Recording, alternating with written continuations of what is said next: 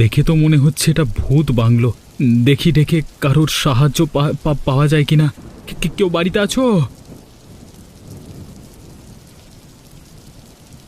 এই গভীর রাতে এরকম একটা দুর্যোগের মধ্যে পুরো ভাঙা বাড়িতে একজন অল্প বয়সী বউ মানুষ কি করছে? যাই হোক, সাহায্য যখন পাওয়া গেছে তখন ভেতরে গিয়ে দেখি।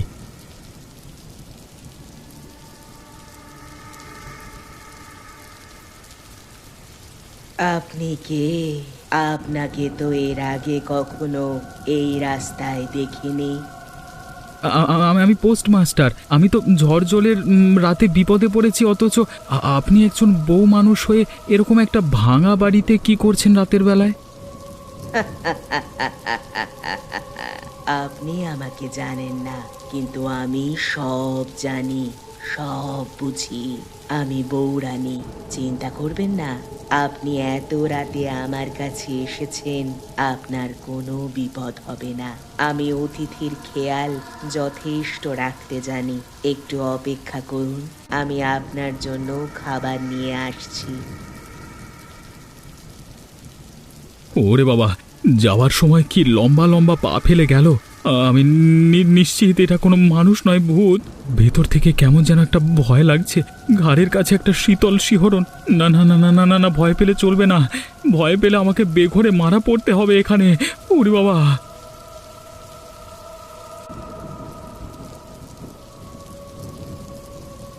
কি হলো? আপনি খেয়ে নিন, চিন্তা করবেন না। আমি থাকতে আপনার এখানে কোনো বিপদ হবে না।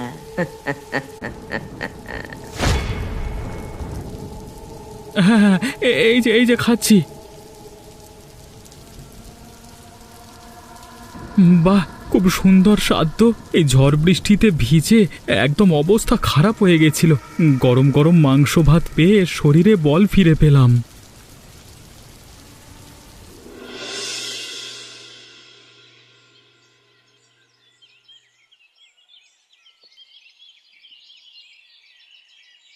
কেমন আছো পোস্টমাস্টার বাবু? সবকিছু ঠিকঠাক চলছে তো?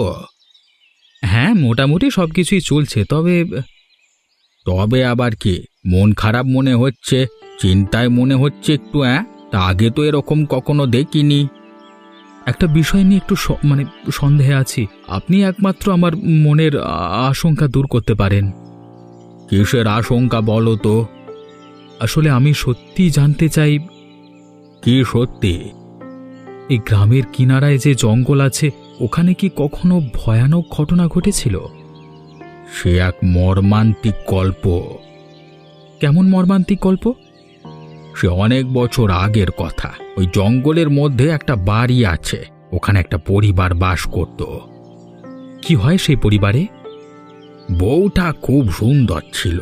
এই গ্রাম কেন, এখানে 10 গ্রামের ওরকম সুন্দরী বউ কেউ কখনো চোখে দেখেনি। অথচ তার একটা সমস্যা ছিল, বাচ্চা হচ্ছিল না।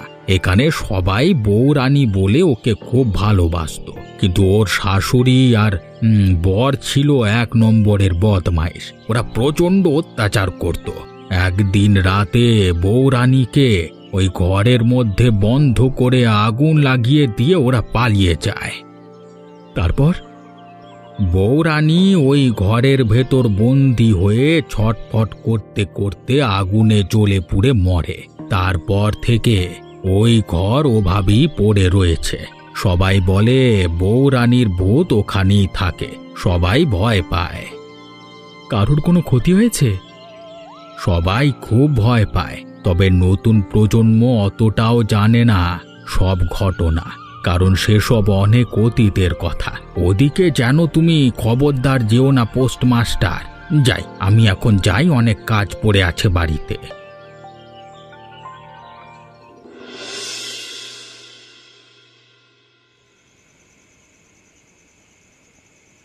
ওরে বাবা, অনেকটা রাত হয়ে গেল। এইদিকে আবার নানান সব গুজব ছড়িয়ে আছে। তাড়াতাড়ি বাড়ি যেতে পারলে বাঁচি বাবা, যেন কোনো বিপদ না হয়।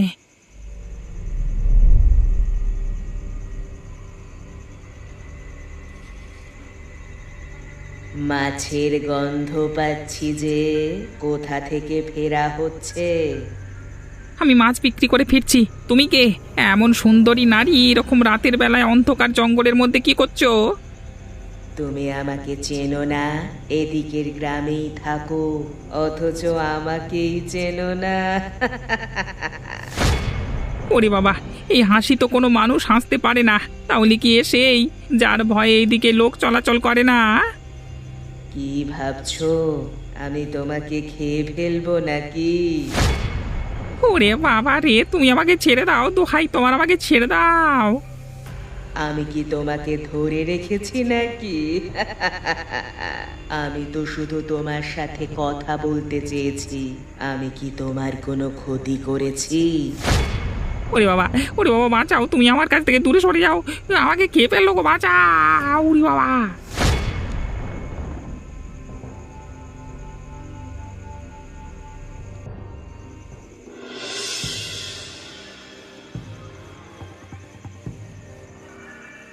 হ্যাঁ হ্যাঁ, ওরে বাবা, এই খুব জোর বাঁচা, বেঁচে গেছি।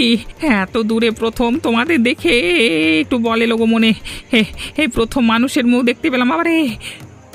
কি হয়েছে নিতাই, এরকম হাঁপাচ্ছিস কেন রে? এরকম ভর সন্ধেবেলায় দৌড়াচ্ছিস কেন? বু বু বু বু বু বু বু বু বু। কি ভু ভু করছিস? ঠিক করে বল না, কি হয়েছে? ভূত দেখেছি আমি। ভূত দেখেছিস? তোর মাথা খারাপ হয়ে গেছে নাকি?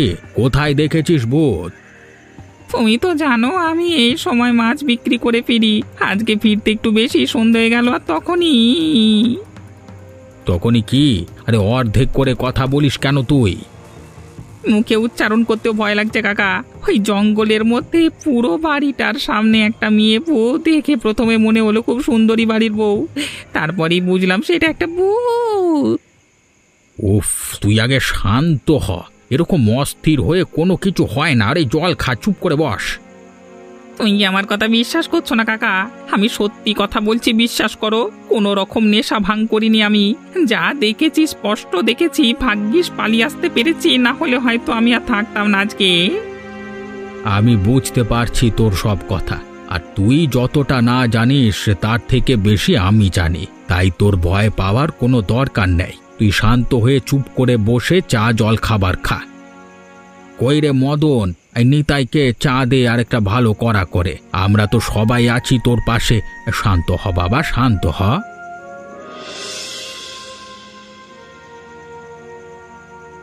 বৌরানী, আমি বুঝতে পেরেছি তুমি কে। আমি তোমার সাথে কথা বলতে এসেছি, তুমি দয়া করে আমাকে দেখা দাও।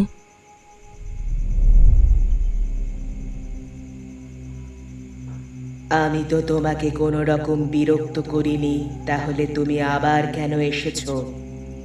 আমি তোমার মৃত্যুর আসল কারণ জানতে এসেছি। জেনে কি করবে? সবাই বলে তোমাকে নাকি তোমার পরিবার বাচ্চা হতো না বলে জ্বালিয়ে মেরেছে, এটা কি সত্যি? তারা জানে না আমার মৃত্যুর আসল কারণ। আসলে এই গ্রামের দুজন এত বড় ক্ষমতাবান মানুষ আমার মৃত্যুর পেছনে দায়ী যে তারা কখনোই সত্যিটা সামনে আসতে দেয়নি। কি বলছো কি? তারা কারা? হ্যাঁ, আমার বাচ্চা হতো না বলে আমার স্বামী আর শাশুড়ির সাথে আমার ঝামেলা ছিল, কিন্তু তাই বলে তারা কোনোদিন আমাকে খুন করবে এরকম মানুষ তারা ছিলেন না। ওদেরকে এই গ্রাম থেকে সরিয়ে দিয়েছে শয়তান দুজন। তারপর আমাকে এই ঘরের মধ্যে বন্দি করে আগুন জ্বালিয়ে জ্যান্ত পুড়িয়েছে। আমি ছটফট করে এসেছি, চিৎকার করেছি, কেঁদেছি কষ্টে, কিন্তু তারা নির্মম ভাবে শুধু হেসেছে। তারা কারা? জগাডোম আর রতনডোম। যদিও রতনডোম ছোট ছিল তখন। আমি যতদূর জানি ওরা তো এই গ্রামের প্রচণ্ড ক্ষমতাবান লোক।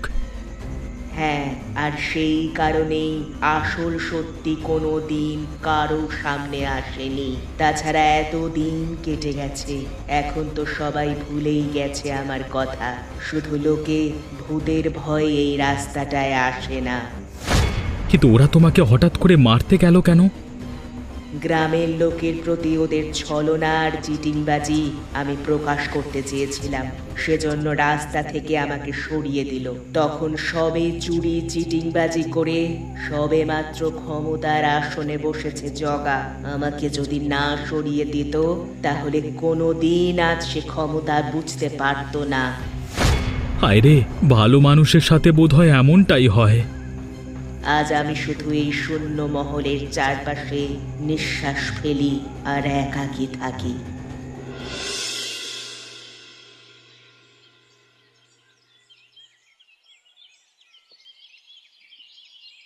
আরে পোস্টমাস্টার যে, আরে দাঁড়াও দাঁড়াও বাবা, তোমার সাথে কথা আছে।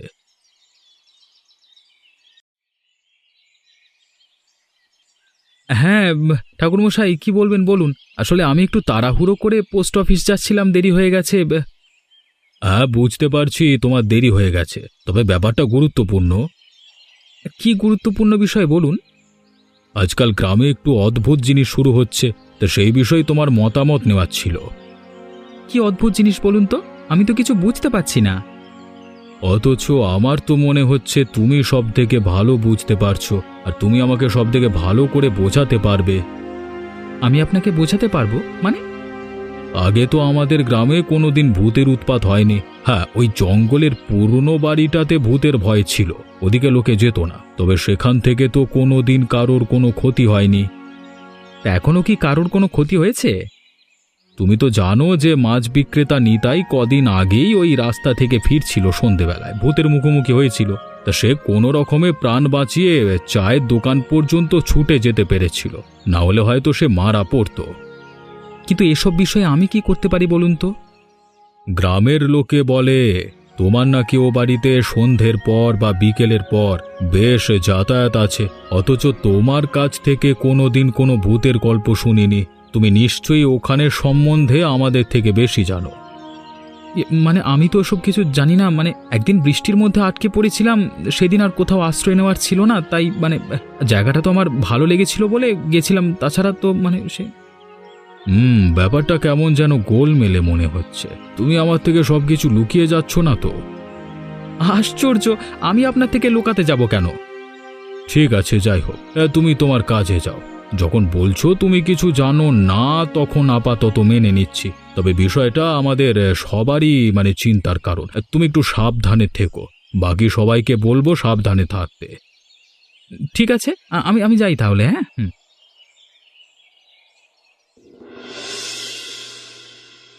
এই গ্রামের লোকজনের একটা হুজুগ পিলে আর রক্ষে নেই। সেই বিষয়টা যতক্ষণ না ছাদ্য করছে ততক্ষণ শান্তি নেই। সারাক্ষণ দেখো গ্রামে ভূতের আলোচনা, এইদিকে কোথায় ভূত আমি সেটাই তো বুঝতে পারছি না। এ কি কে তুমি?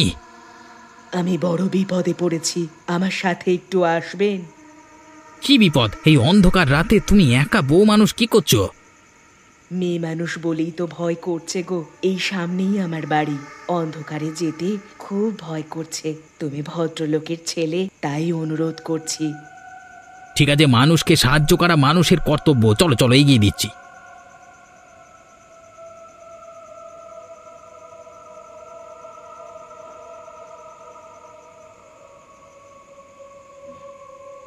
এসে গেছে আমার বাড়ি। ঠিক আছে, তোমার বাড়ি যখন এসে গেছে তখন তুমি যাও, আমিও আমার বাড়ি যাই। তবে তুমি এরকম ভাঙা বাড়িতে থাকো কেন? আমি থাকি না, থাকতে বাধ্য হই। এ কি, তোমার গলা এরকম বদলে গেল কেন?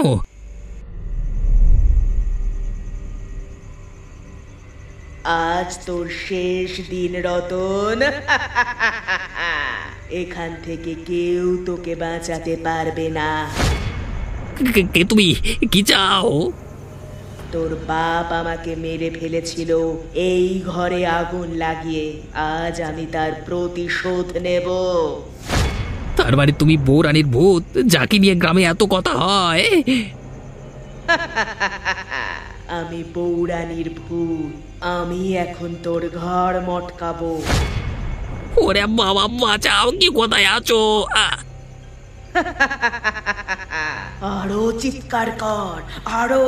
কেউ তোকে বাঁচাতে আসবে না, তবুও এখানে কেউ বাঁচাতে আসে না। আমিও মরেছি, তুইও মরবি, তবেই আমার প্রতিশোধের শুরু হবে। লাগছে, কষ্ট হচ্ছে, ছেড়ে দাও।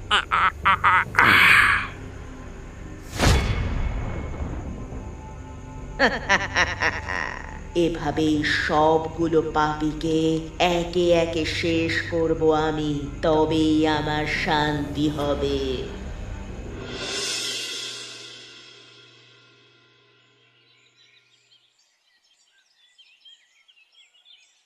আমাদের মুক্তি চাই, এই ভয় নিয়ে আমরা থাকতে পারছি না, আপনারাই বিধান করুন। আচার্য ঠাকুর, আমি নিশ্চিত এ বিষয়ে। কি বিষয়ে নিশ্চিত? আমি হলপ করে বলতে পারি যে এই সব কিছু করেছে বউরানীর ভূত। এতদিন সে চুপচাপ ছিল, কিন্তু এবার সে প্রতিশোধ নিতে শুরু করেছে। প্রতিশোধ মানে? মানে তার ভূতুরে অত্যাচার, সেই ভূত এখন খুনি হয়ে উঠেছে। কিন্তু আজকে আমাদের সভা করবার উদ্দেশ্য হচ্ছে গ্রামের মানুষদের ভয় দেখানো নয়, তাদের বাঁচার ভরসা দেওয়া। সেই ভরসা তো শুধু আপনি দিতে পারেন। আমি তো কারণটা বললাম, প্রতিকার করবার দায়িত্ব আপনার। বড় কঠিন পরিস্থিতি, তবে আমি নিজের দিক থেকে সবকিছু চেষ্টা করব। শুধু চেষ্টা করব বললে হবে না, এই পরিস্থিতি যে করে হোক আটকে মানুষকে বাঁচাতেই হবে। ঠিক আছে, তোমরা কিছু চিন্তা করো না। আমার যা শিক্ষা আছে সেই সব মন্ত্র বলে আমি ভূতুরে অত্যাচার আটকানোর চেষ্টা করব। আর সন্ধ্যের পর কেউ বাড়ির থেকে বের হবে না, আর একা একা কেউ গ্রামের আশেপাশে ঘুরবে না, এবং ভুলেও কেউ ওই জঙ্গল বা বাড়ির রাস্তার ধারে যাবে না। ঠিক আছে আচার্য ঠাকুর, আপনি যা বলছেন সেগুলোই মেনে চলবো। আমাদের আচার্য ঠাকুরের উপর বিশ্বাস আছে, মানে আপনি যা বলছেন তাই করবেন, আমরা জানি।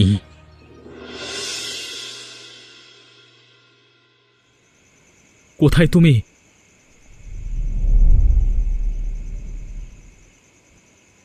তুমি আমাকে বিপদে পড়তে আশ্রয় দিয়েছিলে, এই জঙ্গল বাড়িতে মাংস ভাত খাইয়েছিলে, সেজন্য ভেবেছিলাম তোমার মন আছে, হৃদয় আছে। তোমার দুঃখজনক মৃত্যুর কাহিনী আমার মনে দাগ কেটে গেছিল।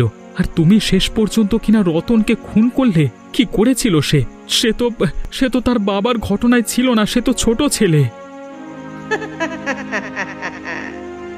শুধু হাসলে হবে না, আমার জবাব চাই, জবাব দাও। গ্রামের মানুষ সবাই তোমার ভয়ে ভীত হয়ে পড়েছে, এই তোমার আসল রূপ। এই হচ্ছে তোমাদের মানুষের পরিচয়। একজন মানুষ মারলাম বলে আমার মৃত্যুর পেছনে সব যন্ত্রণা তোমরা ভুলে গেলে? বাহ! কাউকে মেরে কি তুমি ভেবেছো সমাধান হয়ে যাবে? তুমি তো নিজেই বললে তোমাকে যখন মারা হয়েছিল তখন ওর ছোট বয়স ছিল। আমার সন্তান হচ্ছিল না, কিন্তু আমি যখন মারা গেছিলাম তখন আমার গর্ভে সন্তান ছিল। তার তো কোনো দোষ ছিল না, যেমন রতনের কোনো দোষ ছিল না, তেমন আমার ভবিষ্যৎ সন্তানেরও কোনো দোষ ছিল না। তুমি আমাকে বেশি জ্ঞান দিতে এসো না, তোমাকে আমি শেষ করে ফেলবো তাহলে। না না, আমার তুমি কোনো ক্ষতি করতে পারবে না। এখনো তুমি আমাকে চেনোনি আমি কতটা ভয়ানক হতে পারি। সমস্ত মানব জাতি এখন আমার সামনে শত্রু। তোমরা সবাই শয়তান, সবাইকে চেনা আছে আমার সামনে থেকে চলে যাও তোমরা, না হলে আমি কিন্তু তোমাকে শেষ করে ফেলবো এক্ষুনি। ওরে বাবা!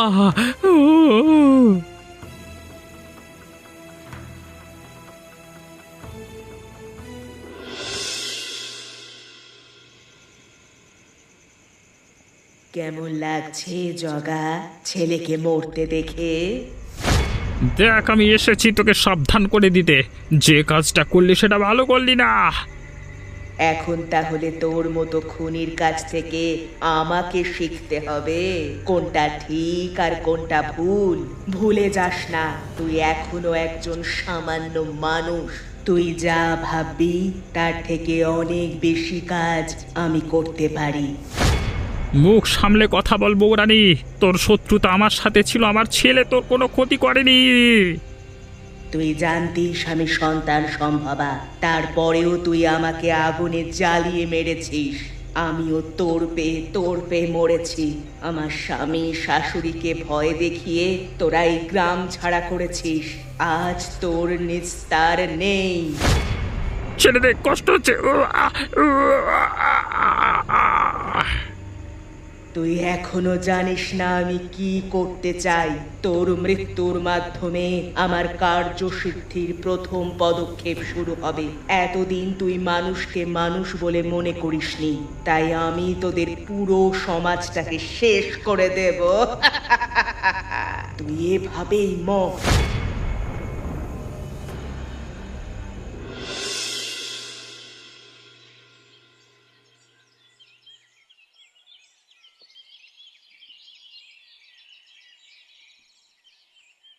লুকিয়ে লুকিয়ে গেলেই যে আমি দেখতে পাবো না এমনটা নয় হরিপদ। হ্যাঁ, কি কি কি বলছেন? কিছু বুঝতে পারছি না, মানে আমি বাঁকা কথা বলি না, যেটা বলি সোজা করেই বলি। গ্রামের ভয়ানক বিপদ ঘনিয়ে এসেছে। এখনো স্বীকার করো তুমি সত্যি? কি সত্যি? আমি আমি আমি কিছু জানি না। মিথ্যে কথা, তুমি সব জানো। তুমি আসল কারণ জানো যে কেন এই গ্রামে পরপর দুজন মানুষ মারা গেল, একজন রতন আর দ্বিতীয়জন রতনের বাবা জগা। আমি আমি আমি যদি জানতাম তাহলে কি আপনাকে বলতাম না? সেটাই তো বুঝতে পারছি না।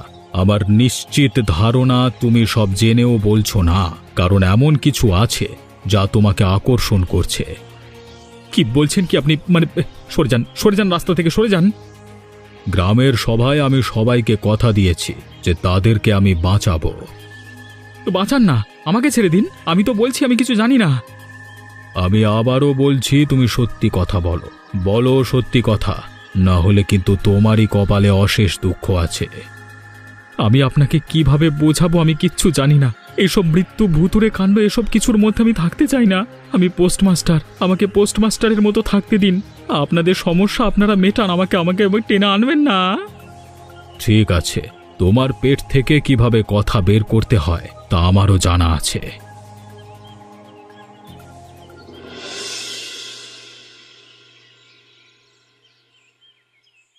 বিচার চাই, হরিপদ পোস্টমাস্টারকে গ্রাম থেকে তাড়াতে হবে।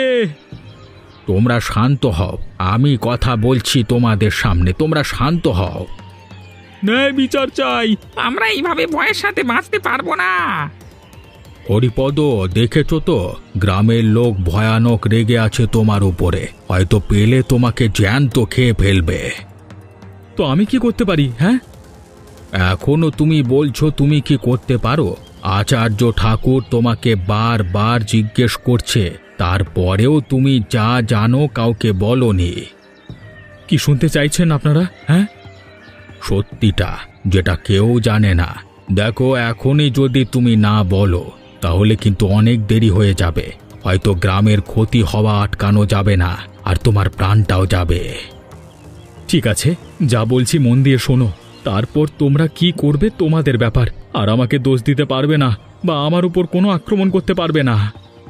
ঠিক আছে, আমরা কথা দিচ্ছি, তোমায় সত্যি সত্যি সব কথা বললে তোমার উপর কোনো অত্যাচার হবে না। আমি প্রথম ঝড় বৃষ্টির দিনে ওই পুরনো বাড়িতে যাই, গিয়ে আমি বুঝতে পারি একটা ভূত থাকে, তবে সেই ভূত কোনো ক্ষতি করে না। পরদিন আবার যাই এবং ওর থেকে সব সত্যি জানি যে ওর পরিবার নয়, আসলে ডোম পরিবার ওর মৃত্যুর পেছনে মানে দায়ী ছিল। তারপর ডোমেদের বাড়ির ছেলে মারা যায়, রতন। কিভাবে মারা যায়? প্রতিশোধ।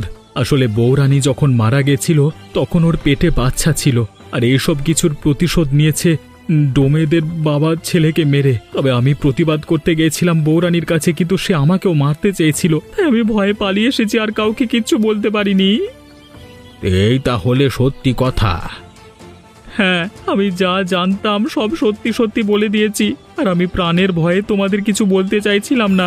এখন আমি যাচ্ছি, তোমাদের তো যা পারো করো, যা পারো করো, যা পারো করো।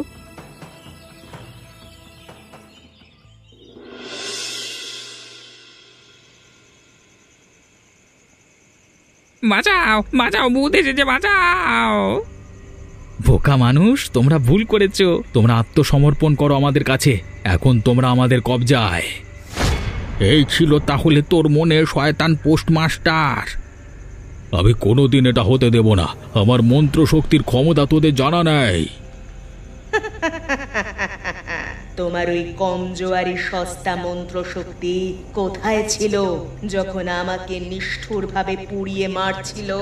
আসলে আমার মৃত্যুর পেছনে তোমরা সবাই দায়ী, কারণ তোমরা কেউ প্রতিবাদ করনি। আর আমি বৌরানীকে সম্পূর্ণরূপে সমর্থন করি, তাই আমি ওর সাথে পুরোপুরিভাবে মিলে গেছি। শেষবারের মতো বলছি, তোমরা চলে যাও এই গ্রাম থেকে।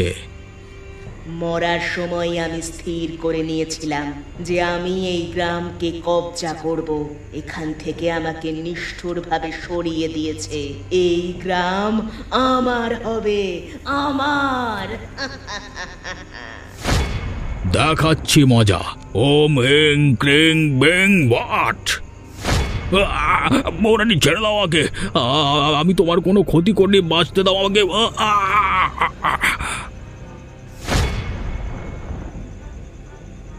হরিপদ, আমি তোমার সাথে সারা জীবন ভালো ব্যবহার করেছি, আমাকে মেরে ফেলো না এইভাবে।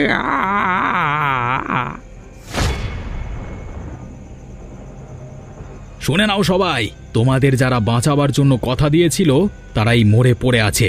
এখন থেকে কেউ এই গ্রামের সীমানা ছাড়িয়ে বের হতে পারবে না। এই গ্রাম এবং তোমরা সম্পূর্ণভাবে এখন আমাদের নিয়ন্ত্রণে। আমি হচ্ছি এই গ্রামের রাজা। আর আমি হচ্ছি এই গ্রামের রানী। এখন থেকে আমরা যা বলবো তাই চলবে। এতদিন মানুষ অত্যাচার করেছে মানুষের ওপর, মানুষ মানুষকে মেরে ভূত বানিয়েছে। এবারে ভূত দেখাবে তাদের কত ক্ষমতা। তোমরাও আসবে নাকি আমাদের গ্রামে? পারলে একবার ঘুরে যেও, আর তার জন্য চ্যানেলটা সাবস্ক্রাইব করো।